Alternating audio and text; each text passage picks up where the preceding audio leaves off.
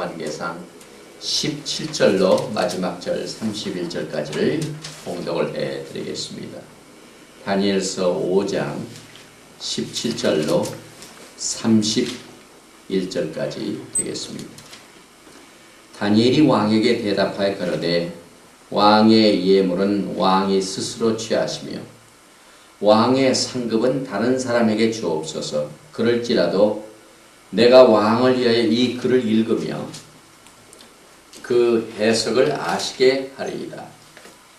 왕이여 지극히 높으신 하나님이 왕의 부친 느부갓네살에게 나라와 큰 권세와 영광과 위엄을 주셨고 그에게 큰 권세를 주셨으므로 백성들과 나라들과 곧 각 방언하는 자들이 그의 앞에서 떨며 두려워하였으며 그는 임으로 죽이며 임으로 살리며 임으로 높이며 임으로 낮추었더니 그가 마음이 높아지며 뜻이 강팍하여 교만을 행함으로 그 왕위가 패한 바 되며 그 영광을 빼앗기고 인생 중에서 쫓겨나서 그 마음이 들짐승의 마음과 같았고 또 들나귀와 함께 거하며 또 소처럼 불을 막으며 그 몸이 하늘 이슬에 젖었으며 지극히 높으신 하나님이 인간 나라를 다스리시며 자기의 뜻대로 누구든지 그 위에 세우시는 줄을 알기까지 이르게 되었었나이다.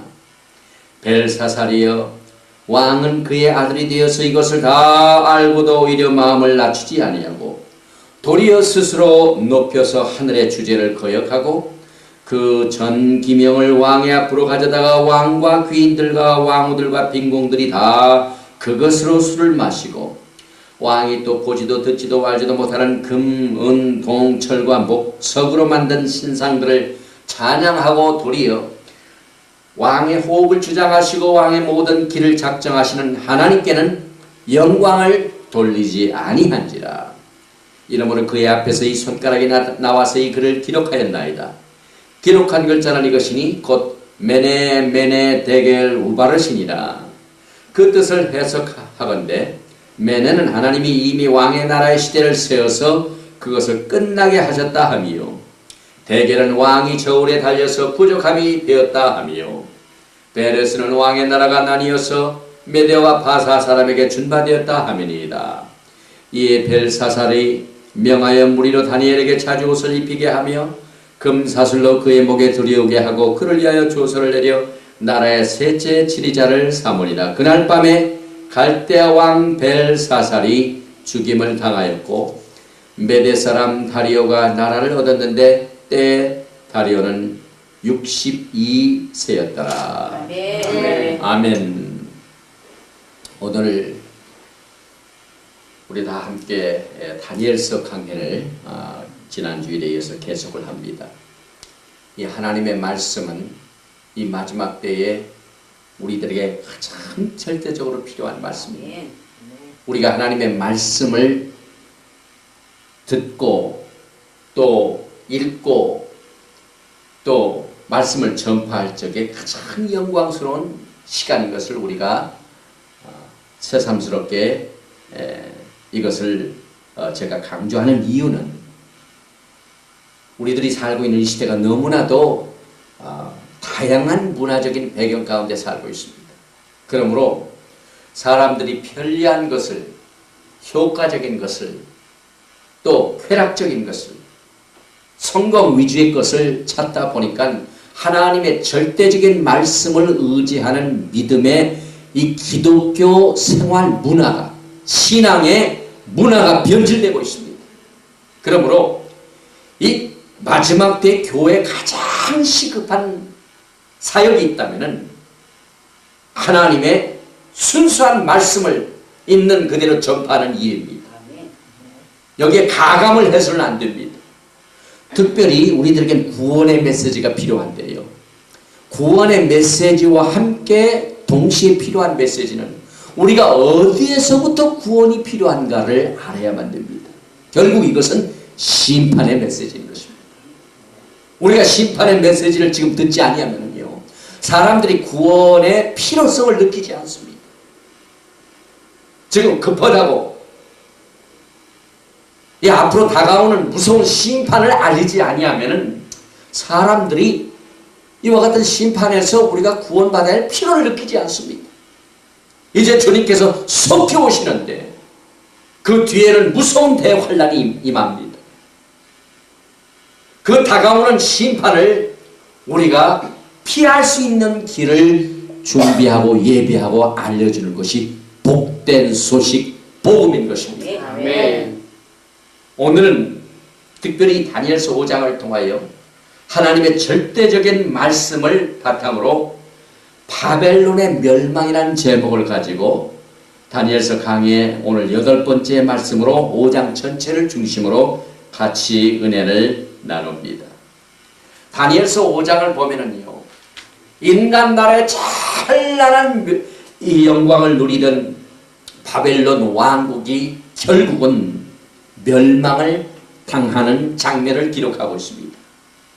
우리가 2장에서 공부할 적에 느부갓네살 왕이 꾸었던 큰 신상에 관한 꿈 중에서 머리 부분에 황금머리에 해당하는 바벨론 나라가 멸망을 당합니다. 그런데 무엇 때문에 멸망을 당했는가 하는 그 확실한 하나님의 뜻이 오늘 이 말씀에 기록되어 있습니다.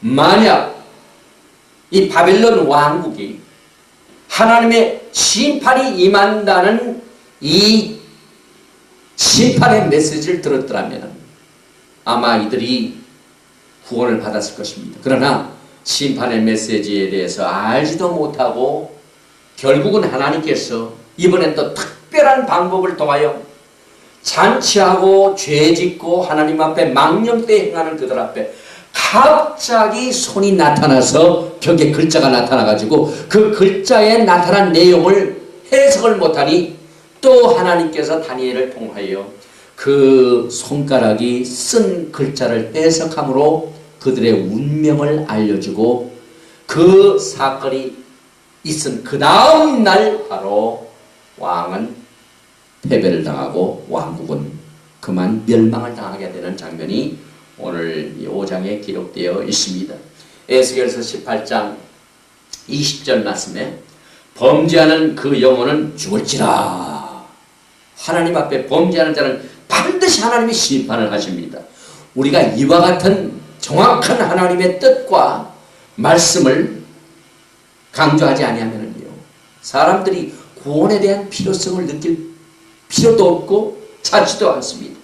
그래서 우리가 그 찬란했던 이 바벨론 왕국이 어떻게 멸망되었는가 하는 그 하나님이 보시는 관점을 오늘 이 말씀을 통하여 살펴보고 우리가 똑같은 영적 원리를 적용해서 앞으로 다가오는 무서운 심판을 어떻게 피할 것인가 하는 사실을 말씀을 통해 몇 가지를 알아보겠습니다. 제일 첫째로 역사적인 배경을 보면은 이제 벨사살 왕이 멸망을 당함으로 바벨론이 끝나는데요. 그동안 쭉 우리가 역사를 통하여 초대 왕이 누굽니까? 느부갓네살 왕이죠. 43년을 치를 했습니다. 그 다음 열왕기하 25장에 나오는 에월무로닷 왕이 2대 왕입니다. 그 다음에 에레미야서 39장 3절에 나오는 네르갈사레셀 왕이 뒤를 잇습니다. 그리고 그 다음에 라비시 무로닷 왕이 그 나라를 다스리고 그 다음에 오늘 멸망을 당하게 되는 벨사살 왕의 아버지인 나보니두스가 17년 동안 치를 하는데 섭정을 하게 됩니다. 이 벨사살 왕이 아버지를 뒤이어서. 그래서 이제 이렇게 다니엘서를 보면 역사적인 배경이 있는데요. 오늘 말씀을 보니까 하나님 앞에 가증스러운 죄를 짓는 장면이 이 벨사살 왕에 의하여 이루어지게 되는데 오늘 1절 말씀에 보니까 벨사살 왕이 그 귀인 1,000명을 위하여 큰 잔치를 배설하고 그 1,000명 앞에서 술을 마시니라. 이 잔치하는 것 조심해야만 됩니다. 잔치할 적에 사람들이 죄 짓고 잔치할 적에 또 술을 마시면서 범죄합니다. 벨사살이 술을 마실 때에 명하에 그 붙인 느부갓네살이 예루살렘전에서 취하여 온 금, 은, 기명을 가져오게 하였으니 이는 왕과 기인들과 왕후들과 빈궁들이 다 그것을 마시려 함이었더라.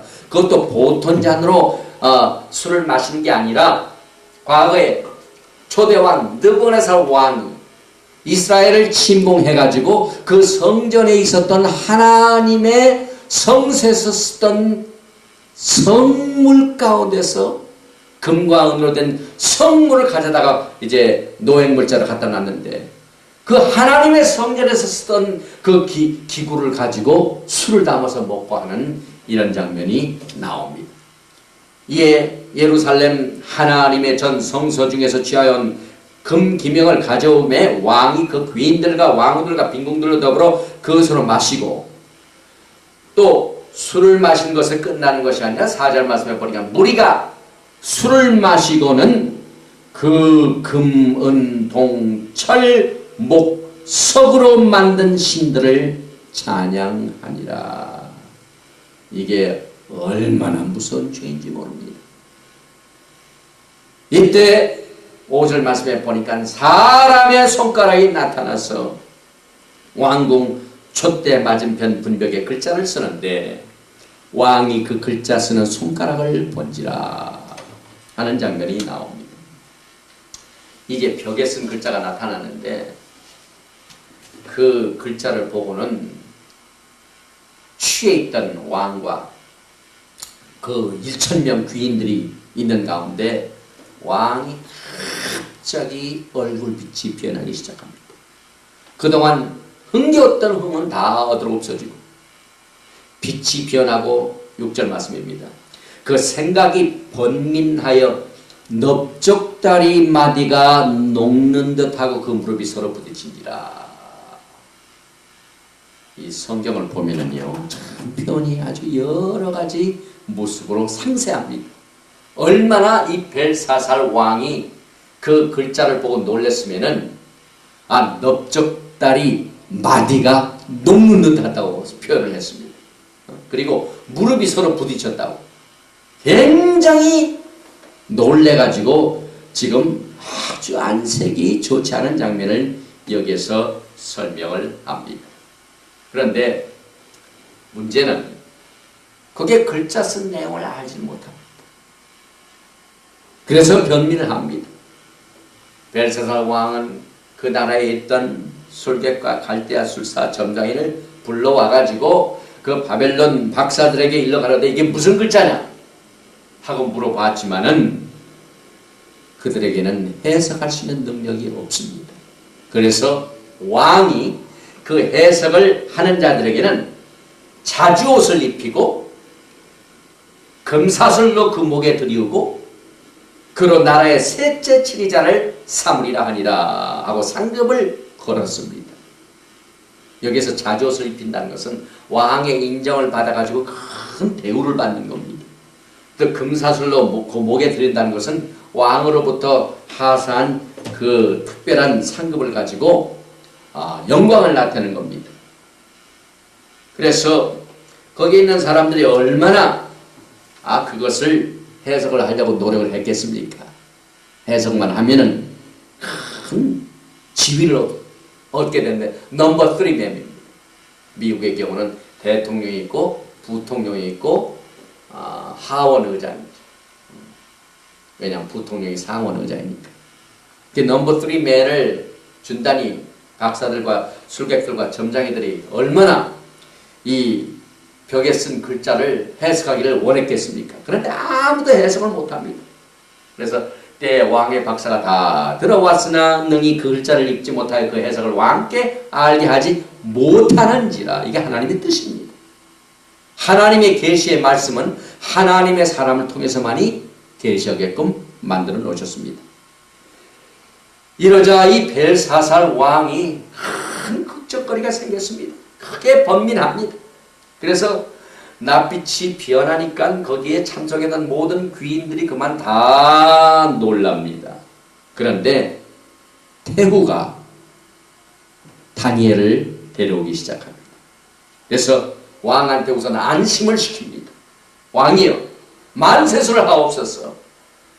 왕의 생각을 번민케 말면 낯빛을 변할 것이 아니니이다. 왜냐하면은 왕의 나라에 거룩한 신들의 영이 있는 사람이 있으니 11절입니다. 곧 왕이 붙인 때 있던 자로서 명철과 총명과 지혜가 있어 신들의 지혜와 같은 자라. 왕에 붙인 느부갓네살 왕이 그를 세워 박수와 술객과 갈대아 술사와 점장이의 어른을 삼으셨으니 왕이 벨드사살이라 한 이름한 이 다니엘의 마음이 민첩하고 지식과 정명이 있어 능히 꿈을 해석하며 은밀한 말을 밝히며 의미를 다 파할 수 있었습니다. 이제 다니엘을 부르셔서 그리하시면 그가 그 해석을 알려드리이다. 하나님께서는 하나님의 때에 하나님의 사람 다니엘이 쓰임을 받기를 미리 작정을 하셨습니다. 이때 태오를 사용하십니다.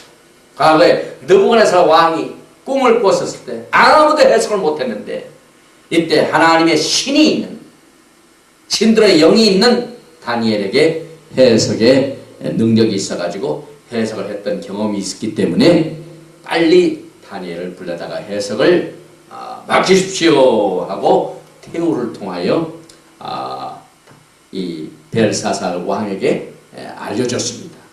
이때 다니엘이 부름을 받습니다. 13절에 부름을 입어 왕의 앞에 나오매 왕이 다니엘에게 말하여 가라되 내가 우리 부왕이 유다에게 사로잡혀온 유다 자손 중에 그 다니엘이냐 하고 확인을 합니다. 내가 내게 대하여 들은즉 내 안에는 신들의 영이 있으므로 내가 명철과 청명과 비상한 지혜가 있다 하도다. 그 태우가 말한 그대로 아주 다니엘을 아주 훌륭한 사람으로 피아를 잘 해줬습니다. 해석을 잘 해줬습니다. 소문을 잘 내줬습니다. 그랬더니 왕이 그것을 그대로 믿고 또 확인을 합니다. 그래서 내가 다른 박사들, 술사들한테 다 물어봤지만은 그 벽에 쓴 글자를 알 자가 없다. 그래서 내가 내게 대해 들은즉 너는 해석을 잘하고 의문을 판다 하도다. 16절입니다. 그런즉 이제 내가 이 글을 읽고 그 해석을 내게 알면 내게 자주옷을 입히고 금사슬을 내 목에 들이우고 너로 나라의 셋째 치리자로 삼으리라 하고 보상을 주겠다는 것을 약속하면서 다니엘에게 해석을 부탁합니다. 이때 다니엘은 어떻게 대답을 했을까요? 다니엘은 하나님의 지혜와 총명을 가지고 왕이 지금 원하고 있는 그 글자의 해석을 할 수 있는 능력을 가지고 있는 특별한 축복을 가지고 있지만은 세상 나라가 제공하는 명예나 부나 재물에는 관심이 없습니다. 그래서 왕을 향하여 하는 말이 너무나도 재미있습니다. 왕이여, 예물은 왕이 스스로 취하시며 그런 명예, 그런 재물 이런 건 나에게 필요가 없습니다. 왕이나 가지고 그냥 가지고 계십시오. 그러나 그렇다고 내가 해석을 안 하는 게 아니라 그런 예물을 받지 않아도 내가 왕을 위하여 글을 읽으며 또 그 해석을 아시게 하리이다. 다니엘의 이 깨끗하고 순수한 마음이 얼마나 매력적인지 모릅니다. 다니엘은 정말 어려서 잡혀왔습니다. 이제 나이가 굉장히 많은 80세 가까이 노인이 됐습니다. 그 오랜 기간 동안 이방 나라에 와서 숱한 위험한 일을 겪었고 또 하나님이 해석의 능력을 줘서 지위도 얻게 하고 그랬지만은 그러나 그의 믿음은 변하지 않냐고 자기의 신앙을 절개를 끝까지 지키고 소년 때 가졌던 믿음, 청년 때 가졌던 믿음, 또 노년기에 80세 노인이 돼가지고 아무리 큰 왕의 예물과 상급이 이렇게 유혹을 한다 할지라도 거기에는 관심이 없이 하나님의 쓰임받기를 원하는 믿음의 고백을 통하여 왕에게 그렇게 대답을 해 주었습니다. 이랬더니 왕이 뭐라고 할까요? 사실 그 말을 듣고 왕이 좀 무안했을 겁니다. 그런데 다니엘은 이 자리에서 예물을 받지 않고 해석을 하지만은 그 해석을 통하여 멸망받게 될 벨사살 왕이 무엇 때문에 멸망을 받게 되는가 하는 하나님이 그 벨사살에게 심판하시는 하나님의 뜻을 밝혀줍니다. 이것이 얼마나 우리들에게 중요한지 모릅니다. 그래서 다니엘이 이제 벨사살 왕에게 해석을 하기 전에 19절 말씀에 보니까 18절부터 이제 할아버지 때부터의 모든 일들을 더듬어 봅니다. 왕이요, 지극히 높으신 하나님이 왕에 붙인 느부갓네살에게 나라와 큰 권세와 영광과 위엄을 주셨고, 그러니까 할아버지가 가지고 있었던 영광과 나라의 모든 권세는 스스로 가진 것이 아니라 하나님이 이미 주셨었습니다. 그런데 그에게 큰 권세를 주셨으므로 백성들과 나라들과 각 방하는 자들이 그의 앞에서 떨며 두려워하며 하였으며, 그는 임의로 죽이며 임의로 살리며 임의로 높이며 임의로 낮추었더니 사람이 권세와 권력을 갖게 되면요, 얼마나 교만한지 모릅니다. 자기 멋대로 합니다. 이것을 하나님은 그냥 두시지 않습니다. 그래서 이 벨사살 왕에게 선조 할아버지가 그렇게 권세를 휘두르다가 어떻게 큰 교훈을 받았는가 하는 내용을 지금 상기시켜 줍니다. 그래서 20절 말씀에 그가 마음이 높아지며 뜻이 강팍하여 교만을 행함으로 그 왕위가 폐한바되며 그 영광을 빼앗기고, 과거에 느부갓네살 왕이 그랬죠. 그 어떻게 영광을 빼앗겠습니까?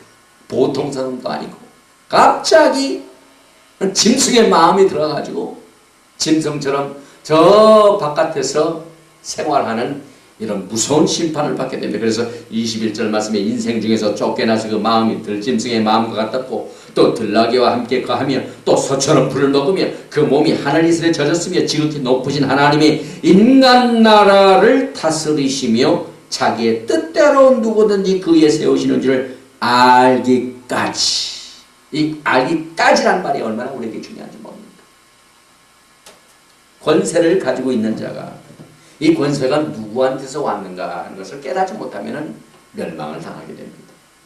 또 하나님께서는 교만을 심판하십니다.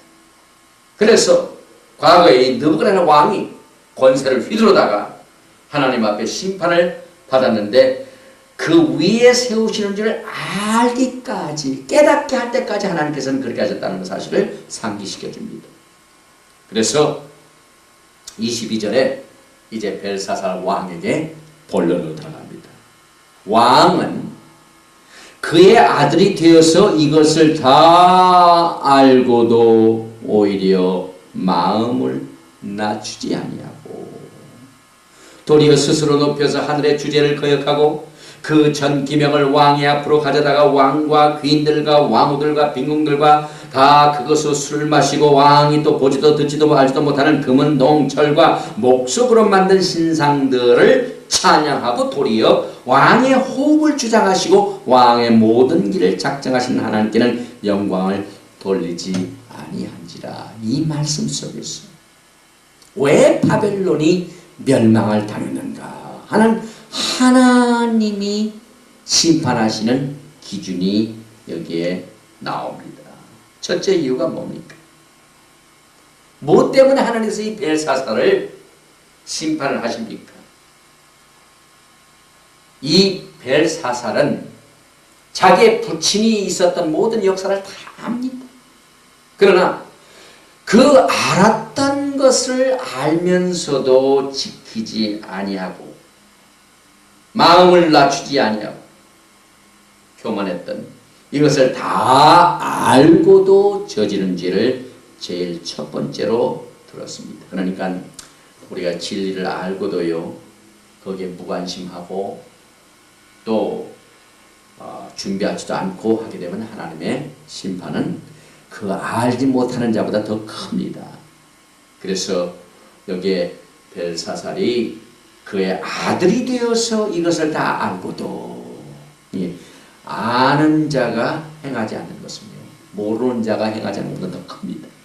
히브리서 10장 29절에 하물며 하나님 아들을 받고 자기를 거룩하게 한 언약의 표를 부정한 것으로 여기고 은혜의 성령을 욕되게 하는 자의 당연히 받을 형벌이 얼마나 더 중하겠느냐. 히브리서의 경고의 말씀도 마찬가지죠. 하나님께서는 우리에게 구약의 모든 역사를 우리에게 주신 것은 거울과 같이 주셨습니다. 우리가 그러지 말도록 거울로 사용하도록 영적인 교훈으로 삼게 하여 주신 사실을 말씀하셨습니다. 그래서 우리는 지금 복음을 통하여 하나님의 빛이 이미 다 들어왔습니다. 그런데 아는 자가 행하지 않고 불순종하고 하게 되면요 심판이 임합니다. 마태복음 11장에 보니까 예수님께서 심판의 기준에 대하여 설명을 하실 적에도 20절 이하에 예수께서 권능을 가장 많이 베푸신 고울들이 회개치 아니하므로 그때 책망하시되, 그러니까 하나님께서 권능을 많이 행하셨는데 거기에서 알고도 순종치 못한 자는 큰 심판이 임합니다. 그래서 화가 있을진저 고라시냐, 화가 있을진저 벳세다야, 너희에게서 행한 모든 권능을 두루와 시돈에서 행하였다면 저희가 벌써 배웠을 것 제 앉아 회개하였으리라. 내가 너에게 이르노니 심판날에 두루와 시돈이 너희보다 견디기 쉬우리라. 가버나움아 내가 하늘에까지 높아지겠느냐, 음부에까지 낮아지리라. 내게서 행한 모든 권능을 소돔에게 행하였더라면 그 성이 오늘날까지 있었으리라. 내가 너에게 이르노니 심판날에 소돔 땅이 너보다 견디기 쉬우리라 하시니라. 과거에 하나님께서 소돔 땅을 심판하실 때 얼마나 무섭게 심판을 하셨습니까? 그런데 소돔 땅보다도 더 무섭게 심판을 받는 곳이 있습니다. 경고를 했음에도 불구하고 준비하지 않는지. 그러므로 우리는 마지막 때에 하나님의 말씀에 은혜를 받는 것이 얼마나 중요한지 모릅니다. 그러나 알고도 행치 않는 자는 더 매를 맞게 됩니다. 우리 주님께서 종들에게도요, 알고도 행치 않는 종이 더 매를 맞습니다. 그러니까 지옥도요 디그리가 있어요. 더 뜨거운 곳이 있고 그 다음 뜨거운 곳이 있고, 여기 이 벨사살은 느부갓네살 왕 모든 그 부친의 내력을 다 알고도 여전히 마음이 낮추지 아니하고 교만한 것, 이것을 첫째 심판의 대상으로 삼으셨습니다. 그 다음에 두 번째가 뭐냐면 23절입니다.